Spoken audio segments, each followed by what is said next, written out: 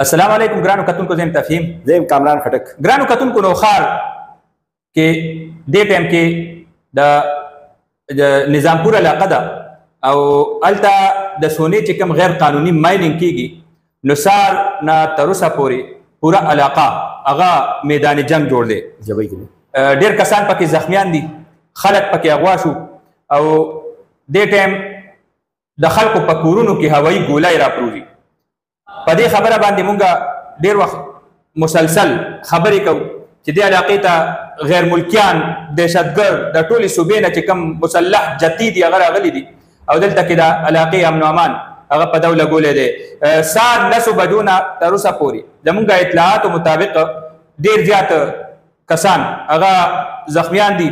جدیدترین لیزر هتیار هغه هم راغلي دي، دوربینې دي او چې کومه جدید وسله ده نو هغه دې ټایم کې په نظامپور جبای علاقه او ورسره چې کوم نور د سونې مایننګ حوالې سره مشهورې دي، نو دغلته کې باقاعده مایننګ شروع دی، جنگ شروع دی او د دې وجوهات ډېر زیات دي. مونږ په دې باندې مسلسل چې کومه خبره د امن و امان حوالې سره کړې، کامران خټک صاحب مونږ په دې باندې همدغه خبرې به کولې چې داسې وخت را روان دی چې د علاقې چې کوم موسمي تبدیلیانې دي، د سیلابونو خطرې دي او مسلسل دا چې کوم ویلې شو ورته د دریای کابل چیر پال هر یو هر خپل نهري نظام هغه جوړ کړی دی او دې ټیم ریاست هغه په د هغه خلک وایي جوته کې لوک پر رک دي، وایي ریاست څه ته وایي، دا چې خپل حکومت دی تاسو سره څه اطلاعات دي؟ تفهیم بھائی موږ کوم خبره وکړو انتهایی اهم بریکینګ نیوز دی، افسوسناک نیوز دی، انسان زړونه پرې خفه کېږي او یو طرف ته موږ وایو چې قانون دی بې بسه دی، ریاست سټیټ چې دی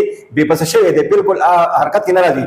بل طرف ته موږ ګورو نن جبۍ کلي کې په نظامپور علاقې کې جبۍ کلي کې دوه متحارب ګروپ خپل کې جدید اصلي څنګه تفهیم بھائی وایي چې لیزر هتیار استعمالوي دی. لیزر هتیار استعمالوي، لیزر هغه هتیار دی چې بس شواګانې ته وځي او بل کس یا بسم کی. سحر دا کم دوه ګروپ دي، یو عاطف ګروپ دی، بل عطاءالله ګروپ، دواړه مسلح ګروپ دي. دی میز کې ډېر وخت دغه روان دي، فایرنګ کېږي، پولیس آی ټیم غیب چې کله معاملات دی دواړه ستړي شي نو بیا پولیس راشي. نن په دې معاملې کې سهار اتوار ورځ باندې د دواړو ګروپو میز کې یو راجینامې پروګرام هم ایښی شوی و بهر خلکو.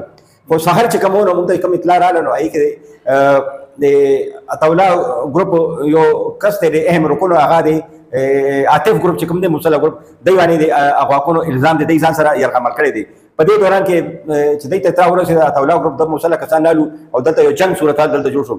دواړه ګروپونه چې دي ازادانه جنګ دی شروع کړی دی. اوس پرې موږ صافیانو ته ټلیفون راځي، تفهیم بھائی ته ټلیفون راغلی، موږ ته هم راغلی چې موږ په کورونو کې بند یو، انتظامیه چې دی هغه غیب دی، دلته پولیس دلته کې غیب دی، کم از کم نور څه نشي کولای. موږ کورونه په حفاظت وباسئ چې تکین ته منتقل کړي. تفهیم بھائی موږ وایو چې راوته وزیرستان کې او په بندو کې باجوړ کې صورتحال ټکوله دپاره ادارې لګېدلې دي، سکیورټي فورسز هلته کاروایي نه کوي. بل طرف ته نظامپور دغه علاقه جبۍ علاقه چې مخکې نه موږ خپله ما په خپل پیجونو باندې فیسبوک باندې موږ دا ویډیوګانې ورکړي دي، مسلح ګروپو نشاندهي موږ کوي.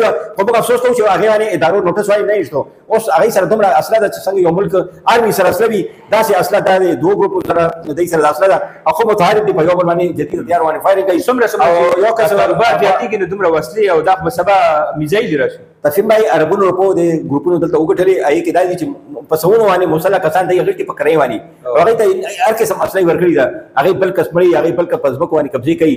بیا په علاقې کې دوه ځوانان دلته ویشتې شوي، په ځمکو قبضو باندې ویشتې شوي دي، ګڼ پکې زخمیان وي او خلک د یارې د وجه خلک خبرې نشي کولی. ګرانو کتونکو ډېره د افسوس خبره ده، خټک صاحب خبره کوي دې ټایم کې نظامپور علاقه کې خلکو خپل نهري نظامونه جوړول شروع کړي دي. دا به معلومات کوو چې دا د دریای کابل حوالې سره خو د سپریم کورټ های کورټ اډرونه دي چې دې سره ته هېڅ قسمه دې کې رد بدل نشي کولی او دا د علاقې دپاره د سیلابونو کې، موسمونو کې، بارانونو کې خطرناک دي. موږ ته چې کوم اطلاعات تیار یو سړی پکې شاول لګولی دی او بزان طرف ته راتاولو دپاره او هغه شګه او سونا راویستو دپاره هر چا خپل نیت جوړ کړی. داسې صورت ما خپله یو ټلویزیون وکړو چې لاړم هلته کوچ علاقه دا جبۍ سره جو کوچ علاقه ده، هلته یو سچوان کمپني ده، د ګلګت کمپني یادوي، هغې سره چاینا والا انویسټر دي او څه ټوډري څه کسان دي هغې دلته د کافي ځمکه خلکو راغوښتي ده په پیسو او څه ځمکه هغې قبضه هم کړې ده.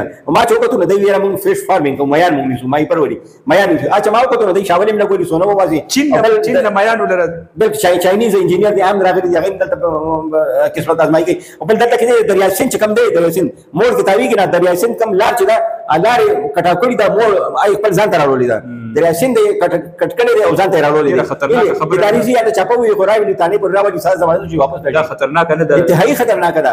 د دې وجه موسمیاتي تبدیلی راغلي دا هغه علاقې کې څوک ګرځېدې نشي کو اپ دا سین ته دا باندې راکاو سین موږ دلته کې مخکې تلو، موږ دلته میانو ښکار کړو، موږ دلته کې کېنستو په مزه باندې او خلک وسیل ته اوس هلته دوله د دوزخ عمره غټې ګندې جوړې دي په د اټک پل نواله دروازې ته مانګو خبره وکړه چین نه خلک راځي او انویسټر راځي، دا چاینیز سکیورټي ریسک څه دی؟ لکه چاینیز سبب خلک د راځي، ملکونو چاینیز خلک راځي دلته خلکو ته ادارو ته پته نشته دی، هغه امن او امان مسلې هغې ته جوړې دي شي دلته کې څو ځله ادارو نیولې دي خو بیا هم پرېښي دي.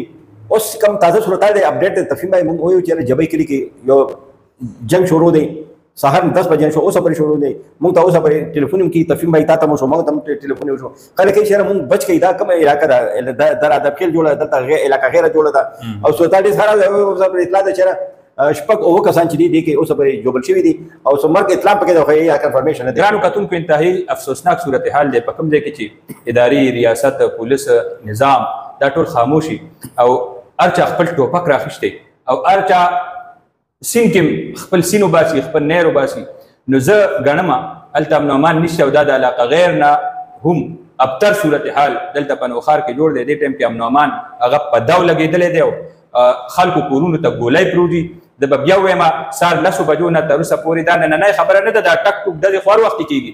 دا طویل ترین جنګ دې ټایم کې هغه چې کوم روان دی نو هغه په جبۍ کې پوره علاقه یې په سر اخیستې ده.